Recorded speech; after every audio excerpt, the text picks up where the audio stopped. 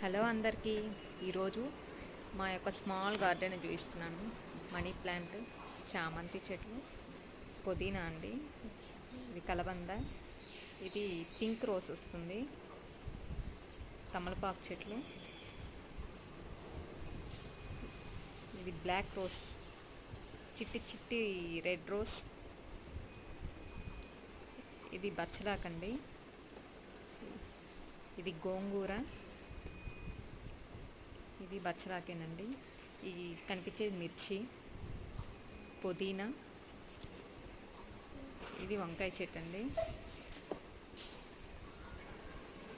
బచ్చలాకు ఇది వేరే ప్లేస్లో వేశాను, ఇది మిర్చి, ఇదంతా స్ప్రెడ్ అయిందండి బచ్చలాకి, ఇది గోంగూర.